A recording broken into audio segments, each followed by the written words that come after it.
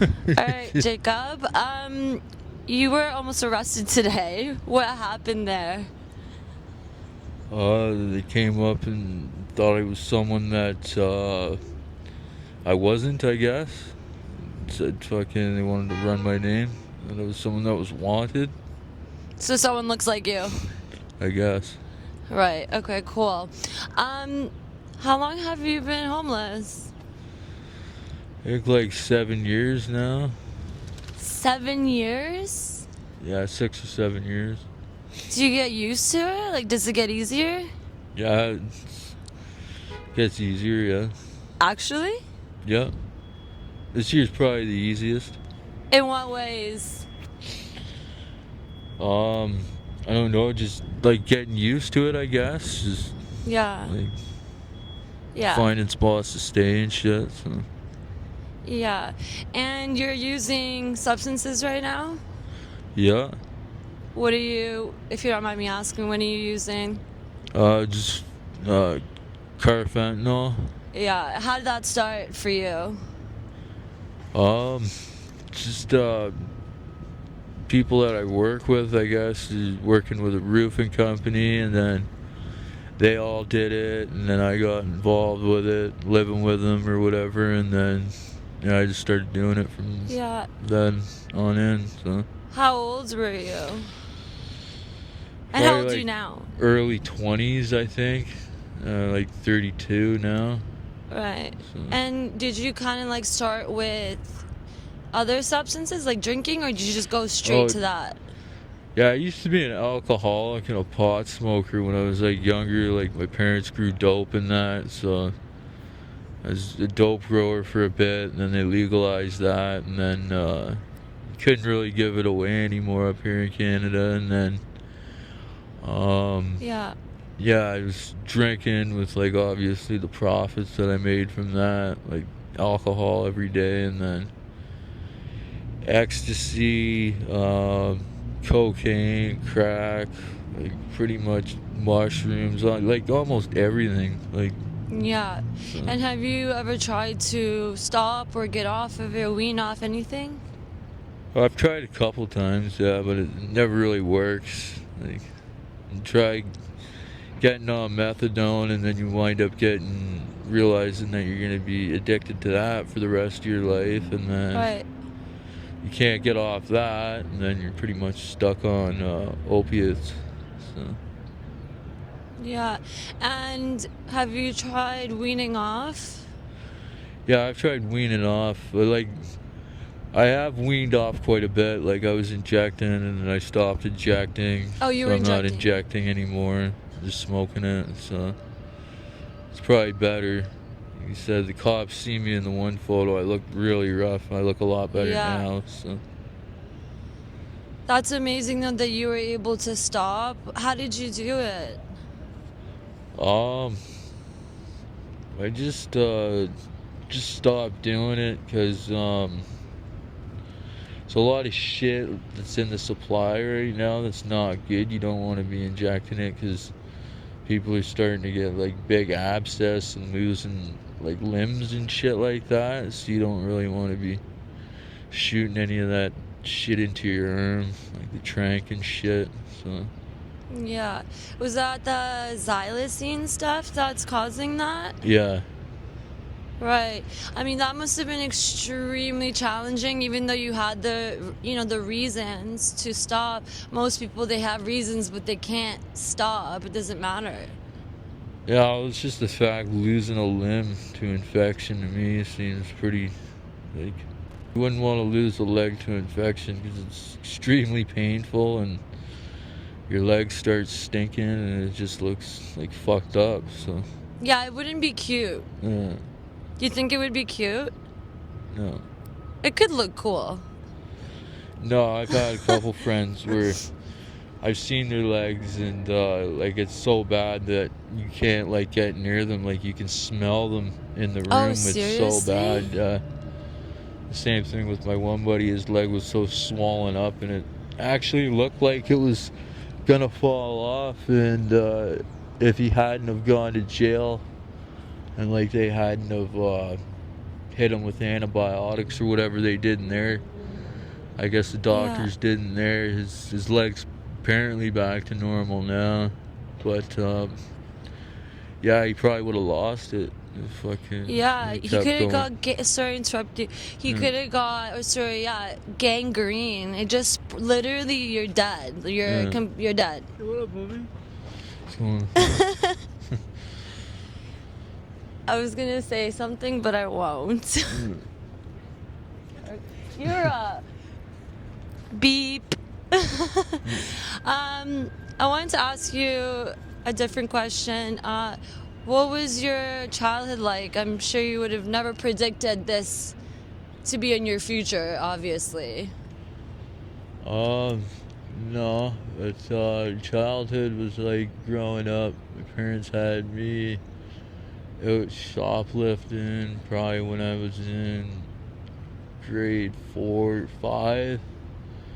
My dad, well, I shouldn't be saying, well, Oh my gosh. just was teaching me how to do stuff, and Right. yeah, I was involved with crime for a while, and then, like I said, we got into the dope growing thing, and they made that legal, and yeah, so my life's been pretty much. I don't really want to say. I can't really say on camera, but it's been pretty much that type of lifestyle for a while. Right. So Did you mention in the past that your dad or your mom, or maybe we don't have to say exactly who, but that they were also using crack, or was that someone else? they had opiate problems too, like, but they Oh. overcame it. Well, not necessarily overcame it, I'd say, because they're still on methadone, right? But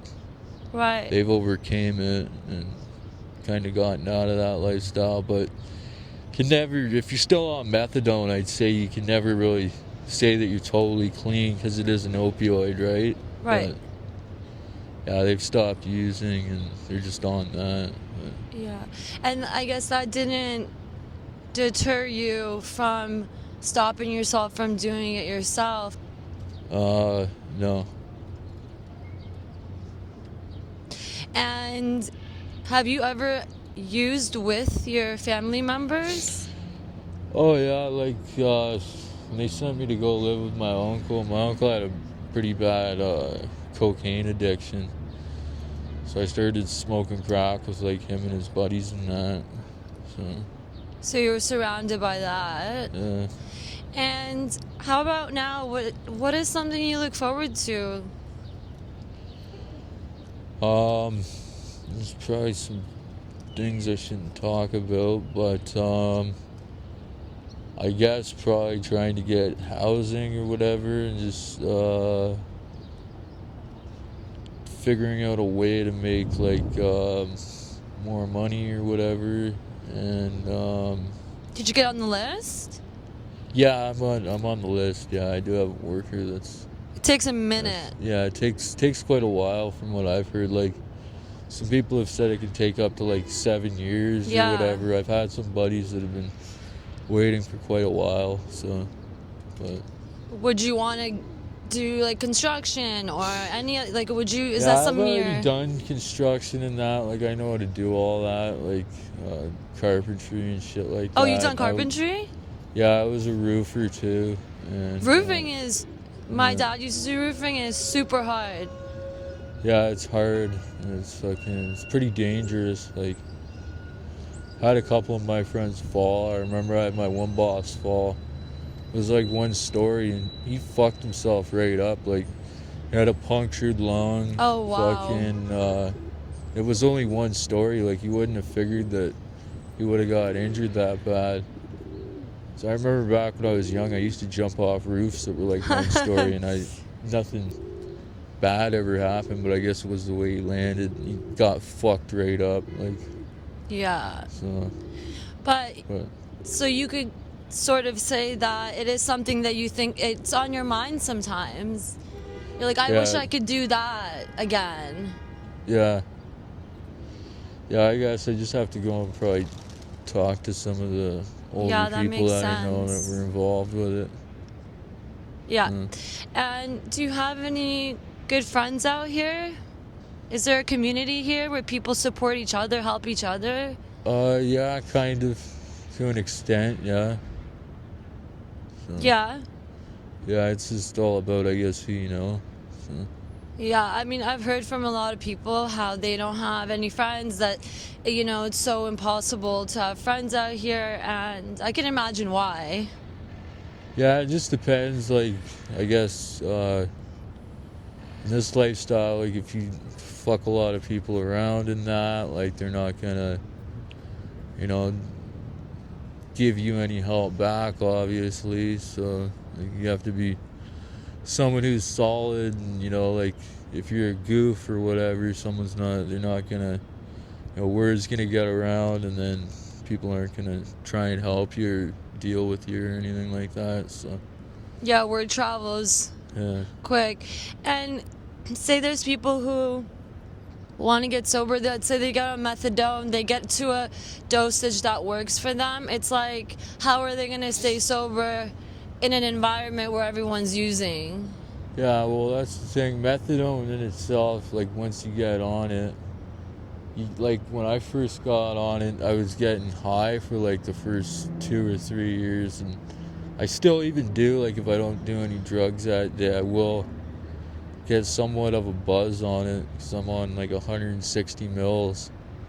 So, like, once they get on it, it's kind of like, it seems like a bit of a break, because, like, before, when you're in that junkie lifestyle, you're always thinking of ways to try and come up with money, right? Like, what am I going to steal, or how am I going to, like, what am I going to do to get money today or whatever to support it, right? So That must be exhausting. once they do get on that, like, if their body does, like, get high off of it, then they just kind of do that for the first few years, and just, they wind up getting high every day still. So it's kind of like, if you're not getting high off it, you just ask your doctor to bump you up another 10 mils, and then you're getting high off it again. And then, but you can only go up so high, like probably 160, 180 mils, and then they say